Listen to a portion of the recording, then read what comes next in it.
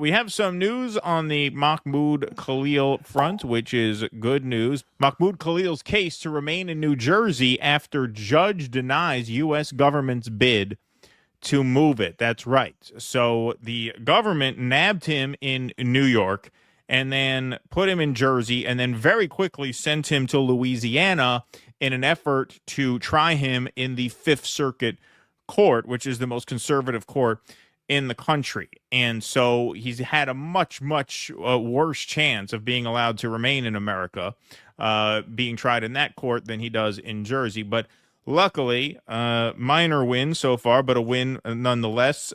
He is not going to be having his case heard in Louisiana. So the case against pro-Palestinian activist Mahmoud Khalil will remain in New Jersey after a judge denied a government motion to have the case transferred to Louisiana, where the Columbia graduate student remains in federal custody. Nearly a month after Khalil's arrest, U.S. District Judge Michael Farbiarz concluded the New Jersey District Court has jurisdiction over the case because Khalil was in the state when his attorneys filed a habeas corpus motion seeking to challenge the legality of his detention, according to a 67-page decision filed Tuesday. Following a brief detainment in Manhattan, Khalil, a legal permanent U.S. resident married to a U.S. citizen, was transferred to an ICE facility in New Jersey. Several hours later, he was finally transferred to a detention center in Louisiana, where he remains today. So see how sneaky they were? They tried to do it so quickly that so they could claim, well, that's where he is now, so I guess we have to try him in Louisiana, right? Yeah. Attorneys for the government argued in proceedings last week that the motion needed to be filed in Louisiana because that is where Khalil is located, but Judge Farbiarz disagreed. So what they're saying, they just move him there immediately and says, well, he's here now. I guess Louisiana has jurisdiction, so that's a Fifth Circuit case. The petitioner was in custody in New Jersey as of March 9th at 4:40 a.m., Farbiarz wrote, and under a federal statute, the petition, though filed in New York, must be treated as having been filed in New Jersey on March 9th at 4:40 a.m. Therefore, this court has jurisdiction. So his odds are better, no doubt, in New Jersey than they would be in Louisiana.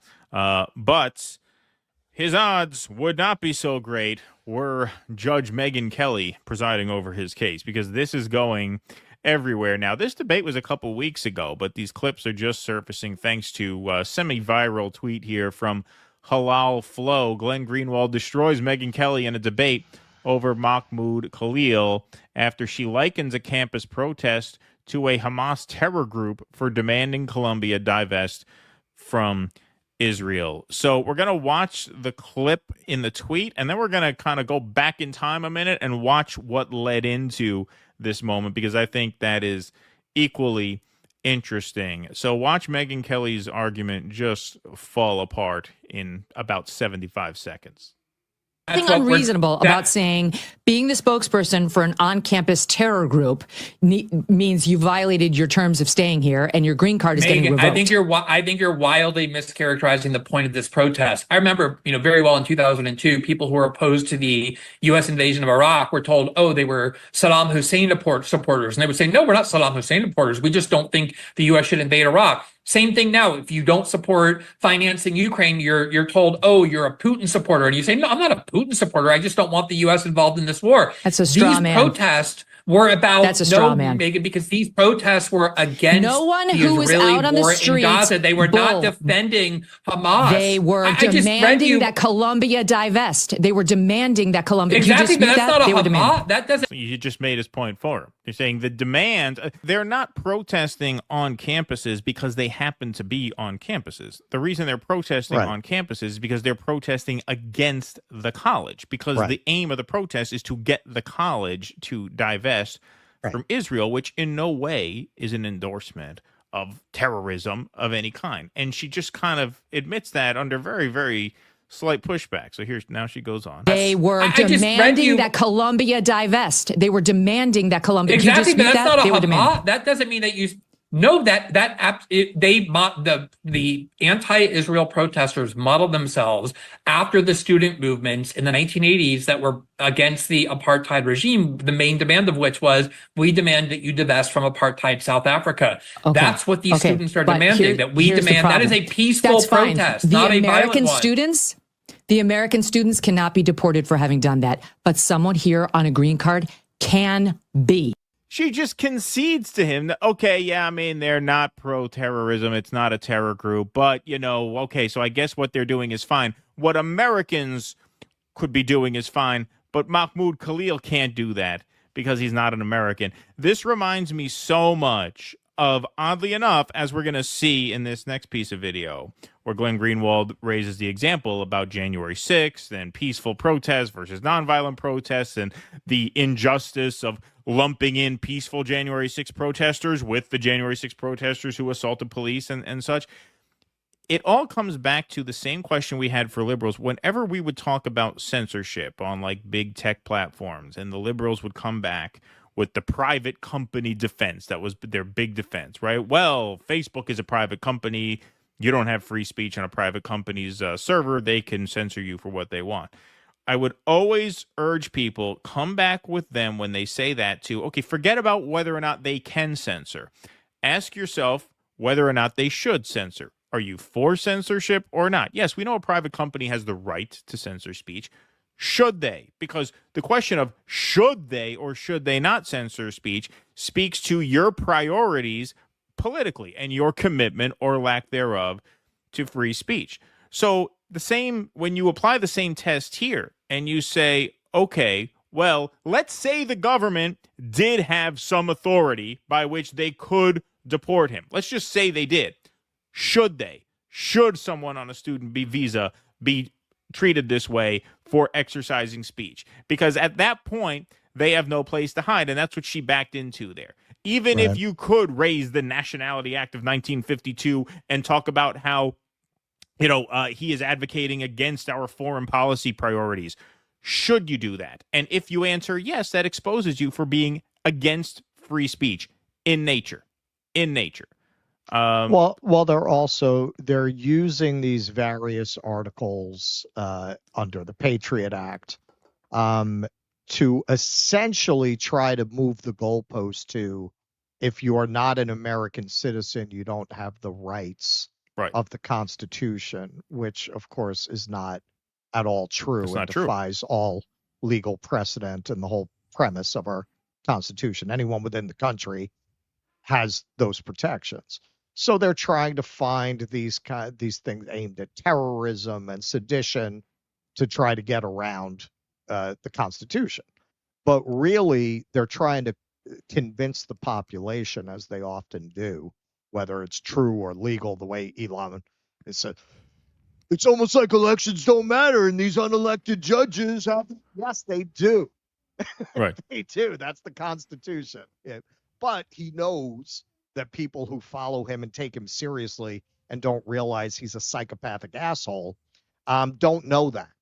They don't know that actually, yes, that's how the whole system is set up. This isn't some subversion of the Constitution. It's literally the Constitution. Same thing. You're seeing these propagandists like Megyn Kelly really try to convince their audience that there is no such protection for non-Americans.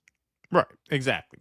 So I set that up kind of in abstractions because they talk about these things more specifically in this clip, which leads directly into the clip that we just saw. So here are some more specific examples of what we're talking about. What I've spent, 2 or 3 years arguing with liberals by arguing that they had wildly overstated what January 6th was and had unjustly prosecuted the people who were there, especially the ones who never engaged in violence. And what they would tell me is, what do you mean? Here are the people who are beating police officers. This was not a nonviolent protest. And I would say, okay, well, punish the people who used violence against the police officers, but you can't impute that to the entire protest. You can. No, this is different. The January 6th people, they're white people. Don't you know? When white people Isn't she also out, a lawyer? Doesn't she have a law degree? Does she have a law degree? I don't know. I always assumed she was just, someone Roger Ailes picked out of a line. I don't know. Maybe she does. But if she does, that's even more embarrassing.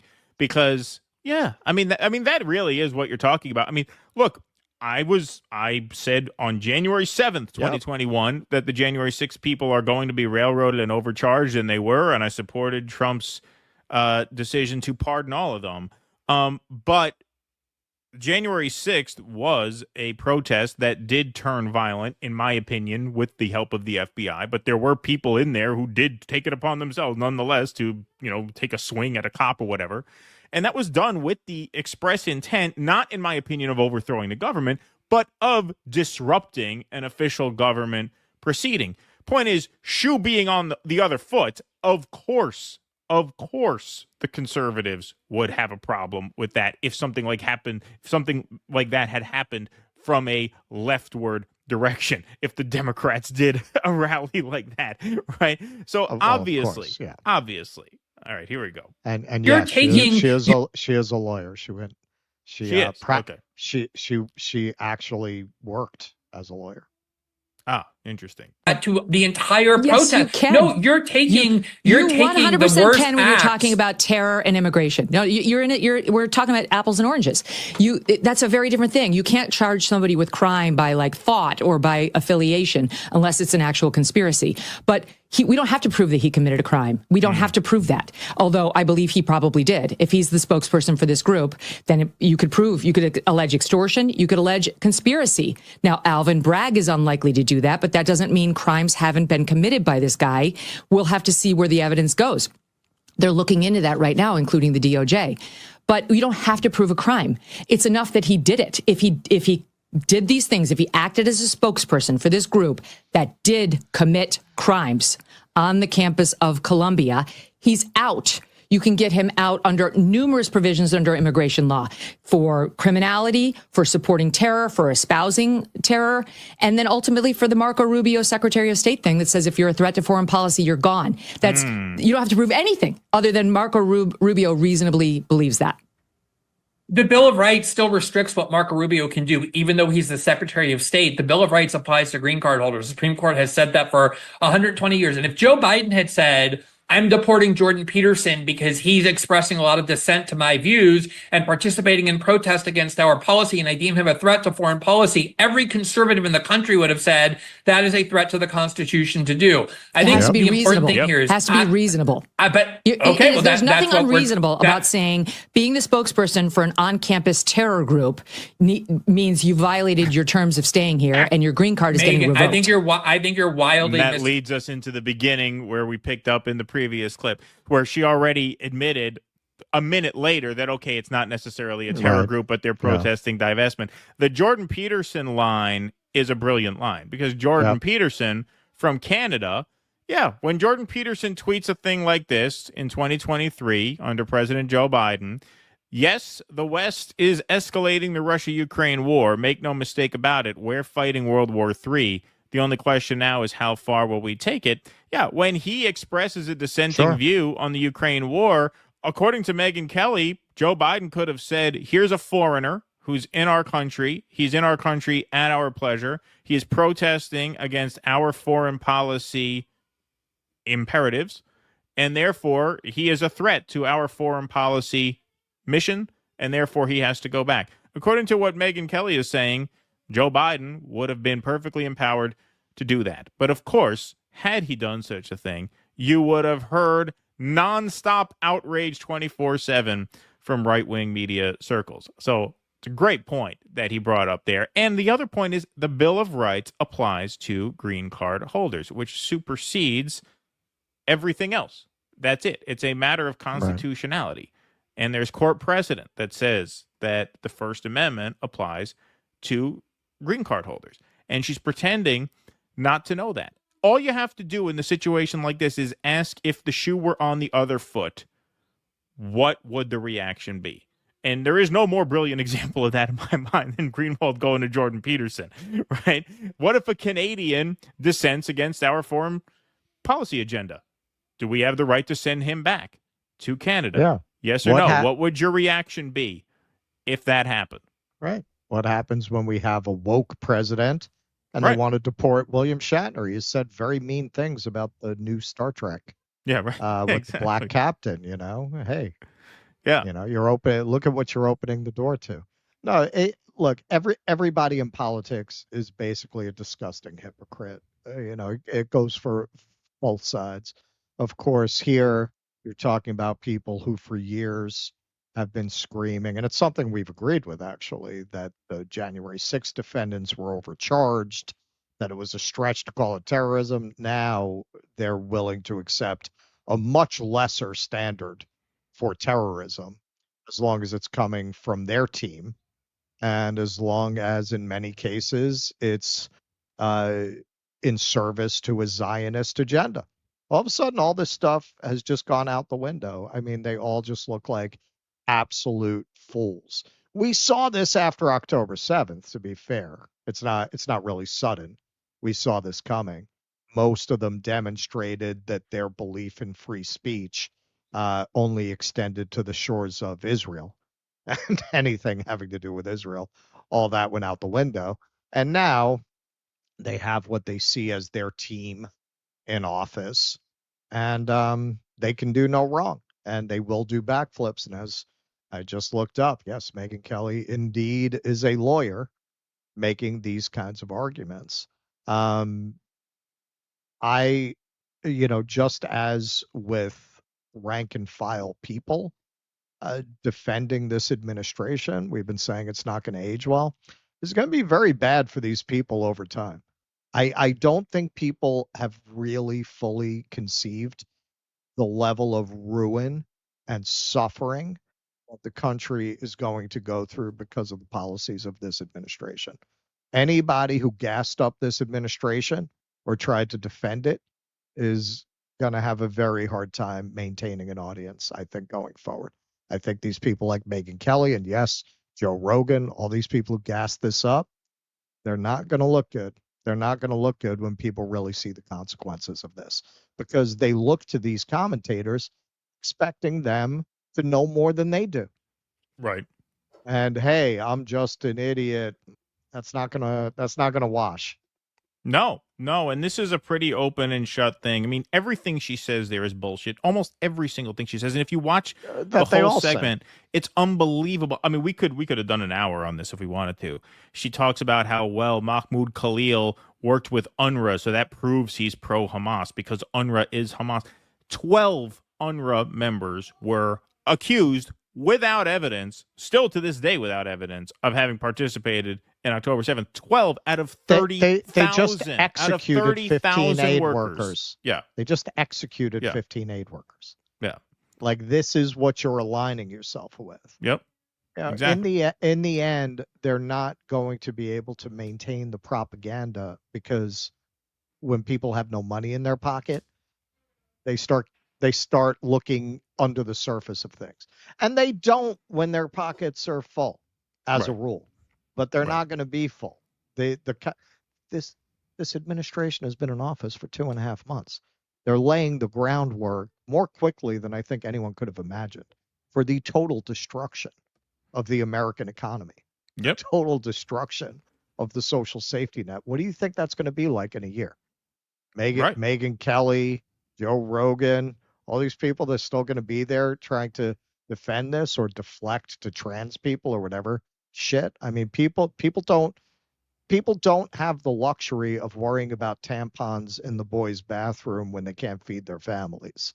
You're not going to be able to deflect to that for very much longer. And this deportation shit is all they have now. It's all they have at this point, is getting people excited about deporting brown people, for the most part, who hate America. That's really all they have. What are you going to do when they find out that didn't create higher wages and more jobs for them? What are you going to do? We just did a story about this in Florida. They have only 77 people for every 100 jobs. Now that they're deporting all of these immigrants, where are all these Americans who are going to take these jobs? So now they're trying to loosen the child labor laws so they can fill these positions. What's going to happen when people find out the big Michael Bay video of the people being deported? That's all they're getting. Right. Exactly. And so many of them are innocent people who are now being plunged into hell, which we'll get to. Into hell, literally. In a little bit. Yes, absolutely. Please clap.